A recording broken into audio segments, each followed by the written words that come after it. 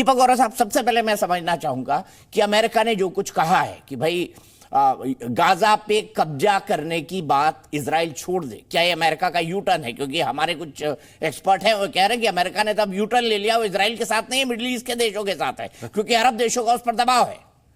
आभारी हूँ साहब, बहुत अच्छा लगता है जब आपके साथ होता हूँ, आपसे सीखने को मिलता है और बाकी आपके पैनल में जो है उनके साथ भी। देखिए, एक बयान दिया था सर जो बाइडेन ने, और एंटनी ब्लिंकन जिनको मैं जानता हूं, उन्होंने भी यही कहा है कि जब तक अमेरिका है तब तक इजराइल रहेगा। वो सिर्फ ये कह रहे हैं, पब्लिक प्रेशर बहुत पड़ रहा है कि गाजा स्ट्रिप को आप लोग अभी वहां पर अपनी हुकूमत मत जमाएं, हल्के हल्के करिए, पहले खात्मा करिए। आपका इंटेंशन क्या था? गाजा पे कब्जा करना नहीं था, आपका इंटेंशन था हमास को खत्म करना। वो आप खत्म कर दीजिए, उसके बाद नेक्स्ट स्टेप हम लिया जाएगा। तो कोई चेंज नहीं है उनकी पॉलिसी में, सिर्फ एम्फेसिस का फर्क हो सकता है। दूसरा, आपने जिक्र किया ईरान क्या स्पोक्स पर्सन बन गया है हमास का, जो कह रहा है कि पहले बमबारी बंद करो, यानी बमबारी से बहुत नुकसान हो रहा है। सब बिटवीन द लाइंस तो हमारी ट्रेनिंग होती है पढ़ने की। और तीसरी चीज सर, हमारे जितने मेहमान हैं मैं उनसे सीखना चाहता हूं, ये पैलेस्टाइन के लोग जो हैं, क्या ये अरब लोग हैं?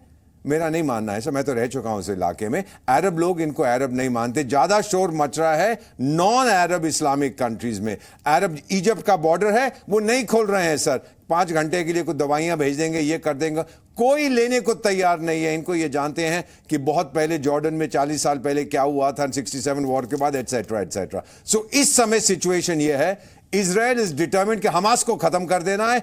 उसके बाद गाजा में किसकी हुकूमत होगी, वो सेकंड स्टेज होगा। ठीक है, मैं सीधे असीम वकार साहब के पास चलता हूं। असीम वकार साहब, आपने दीपक वोरा जी की बात सुनी, आपको क्या लगता है? और आप मुझे बताइए कि आप लोग तो सब उम्मा की बात करते हैं ना, इस्लामिक ब्रदरहुड, तो मिस्र अपने बॉर्डर क्यों नहीं खोल देता? जॉर्डन अपने बॉर्डर क्यों नहीं खोल देता? इजरायली लोग फिलिस्तीनियों को बचा ले भाई, गाजा में हवाई हमले कर रहा है अमेरिका। तो ना देखिए, सीधी सी बात, इजराइल से आपका दीपक चौरसिया साहब कोई ना तो खूनी रिश्ता है ना धार्मिक रिश्ता है, फिर भी आप इजराइल का समर्थन कर रहे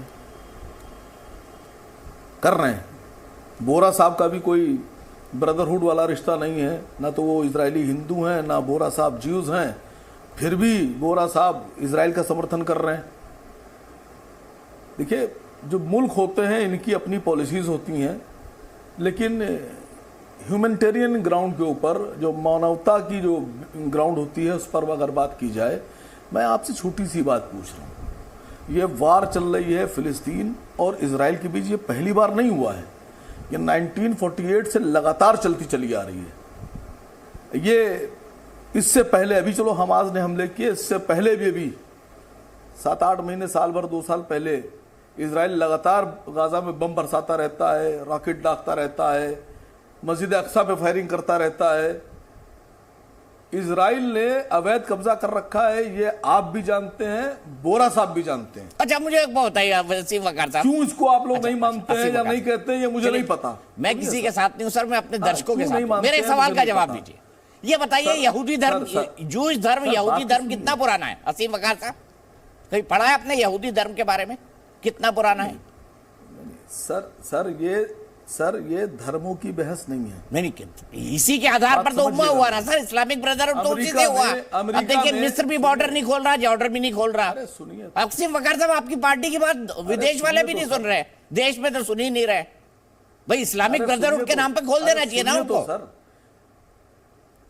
अरे सुनिए तो सर, अमेरिका में, न्यूयॉर्क में और शिकागो में यहूदी बड़े बड़े हाथ में होल्डिंग्स लेकर और तख्तियां लेकर बाहर निकल आए, और यहूदी कह रहे हैं कि इजराइल यहूदी स्टेट नहीं है, फिलिस्तीनियों को जुल्म किया जा रहा है फिलिस्तीनियों पे। न्यूयॉर्क के यहूदी तो स्पीच दे रहे हैं कि अमेरिका हमारे नाम के ऊपर कत्लेआम मचाए हुए है, ओपन एयर जेल में मुसलमान मासूम फिलिस्तीनियों का खून बहाया जा रहा है, ये रोका जाए। ये आप टीवी पे क्यों नहीं चला रहे हैं सर? ये मैं झूठ तो नहीं बोल रहा हूं। अंतरराष्ट्रीय पार्टी है, सीधे शिकागो की खबर, नीचे की कोई बात ही नहीं आती वकार साहब। सर सीधे शिकागो की जानकारी। अरे मिस्र की ले लीजिए ना, वो क्यों बॉर्डर नहीं खोल रहे फिलिस्तीन के लोगों के लिए? शिकागो की बात मत करिए। और यहूदी तो इस्लाम के सबसे बड़े दुश्मन है ना। यही तो सवाल है। अरे सुनिए तो सर, यही तो सवाल है कि दीपक चौरसिया जो है मिस्र की और इजराइल की तरफदारी कर रहा है, आसिम वकार शिकागो की बात नहीं कर सकते। आप इजराइल की बात कर सकते हैं। अरे साहब, आप तो यूनिवर्स की करिए सर, पूरे ब्रह्मांड की करिए, मुझे कोई दिक्कत नहीं है। सुनिए सर, मुझे क्या दिक्कत होगी? सुनिए, आप हैं जर्नलिस्ट, सुनिए, आप हैं जर्नलिस्ट, आपको ट्रेनिंग ये दी गई, आपने जब पढ़ाई की होगी कि सारी खबरें एज इट इज दिखाओ। तुम्हारा कोई ना पॉजिटिव पक्ष होगा ना नेगेटिव पक्ष होगा, जो घट रहा है उसे दिखाओ। तभी तो आपको दिखा रहा हूं कि क्या गलत क्या सही, तभी तो आपको दिखा रहा हूं असीम वकार साहब। दिखाने लगे, परसेप्शन बताने लगे। मुझे पता है कि आप देश की लाइन के साथ नहीं है। प्रधानमंत्री ने कहा इजराइल का समर्थन, आप नहीं कर रहे। सुनिए सर,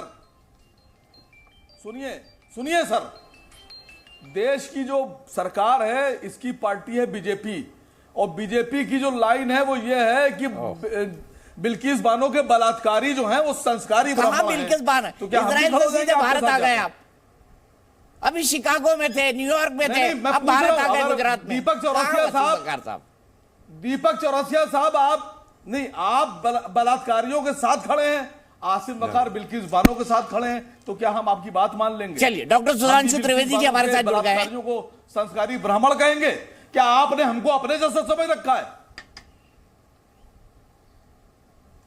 आप मेरे जैसे ना बने असीम वकार साहब, और मैं भी आपके जैसा नहीं बन सकता। वाजिब दोनों बातों का जवाब देता हूं। दीपक जी, असीम वकार साहब की वाजिब और गैर वाजिब दोनों बातों का जवाब देता हूं। आखिरी बात से शुरू करता हूं।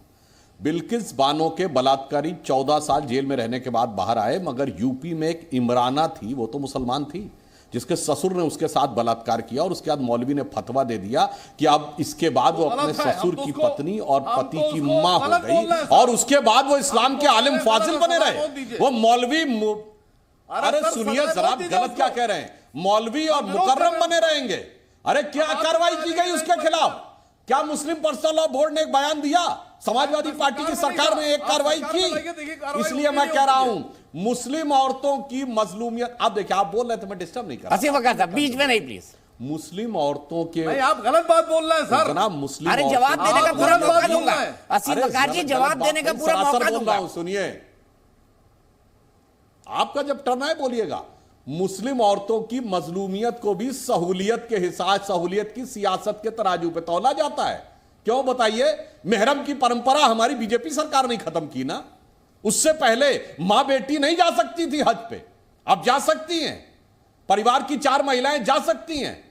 हमने तलाक के बिद्दत खत्म किया। मुस्लिम महिलाओं की सहूलियत और मजलूमियत सियासत के तराजू पे तौली जाती है, उसके बाद होता है। अब मैं दूसरी बात पे आता हूं, अब इजराइल पे आता हूं। अरे हो गया भाई, आप बीच पे क्या डिस्टर्ब कर रहे हैं भाई? दर्शकों को सब दिखाई पड़ता है, तब बोलिएगा। क्यों क्रेडिट ले रहे हैं? अरे जनाब, अपना टर्न आए तब बोलिएगा भाई।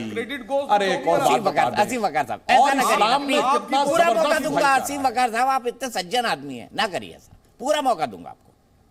बहुत अभी 1 घंटा बाकी है डिबेट में, हमारा लंबा शो होता है, आपको कह दीजिएगा कि साहब ये मेहरम की बात गलत है और हमारी सरकार ने गलत उसको रोका था, तलाक के बिद्दत हमने गलत रोका था। आप कहिएगा, जब आपका टर्न है मेरी बात की धज्जी उड़ा दीजिएगा। अब मैं बताता हूं इस्लाम में कितना जबरदस्त भाईचारा है। अभी आपने इस्लामिक ब्रदरहुड की बात कही, अब पहले अपने देश से फिर इजराइल तक जाता हूं। ये पाकिस्तान तो इस्लामिक ब्रदरहुड पे बना था, और पाकिस्तान बनने में सबसे बड़ा रोल तो यूपी बिहार के मुसलमानों का था। अलीगढ़ मुस्लिम यूनिवर्सिटी उसका सबसे बड़ा आइडियोलॉजिकल सेंटर था, और यूपी बिहार का मुसलमान जब वहां गया तो मुहाजिर कह के भगा दिया गया। कहा गया तो आप कब्जा करे ले रहे हैं। और भारत हिंदू ब्रदरहुड पे नहीं बना था, मगर पाकिस्तान से पंजाबी और सिंधी हिंदू आया, भारत में रहा, बाकायदा प्रॉस्परस किया। मगर इस्लामिक ब्रदरहुड पे बने हुए पाकिस्तान ने यूपी के मुसलमानों को नहीं एक्सेप्ट किया, उन्हें मुहाजिर कह के भगा दिया और उनके साथ अत्याचार किया। अब आते हैं आपके ऊपर, इजराइल और इसके ऊपर। देखिए, बड़ी वाजिब बात कही थी वकार साहब ने। ये बताइए, इजराइल से हमारा क्या लेने देना? हम आपको बताते हैं। इजराइल से हम डिफेंस की टेक्नोलॉजी में मदद लेते हैं, सर्विलेंस की टेक्नोलॉजी में मदद लेते हैं। एग्रीकल्चर में इजराइल ने क्या अटेन किया है, इसके लिए अगर आप सैटेलाइट की पिक्चर दिन में देखें ना उस मिडिल ईस्ट की, तो केवल इजराइल हरा भरा दिखता है, और अगल बगल का इजिप्ट से लेके, जॉर्डन से लेके, सीरिया से लेके सब रेगिस्तान दिखता है। ये उनकी टेक्नोलॉजिकल सुपीरियरिटी है। तो हम मानते हैं हमें उनसे थोड़ी जरूरत है, इसलिए हम बात करते हैं। मैं पूछना चाहता हूं, आपका फिलिस्तीन से क्या लेना देना भाई? मतलब मियां खामखा लेना एक ना देना दो, उनके लिए भिड़े पड़े।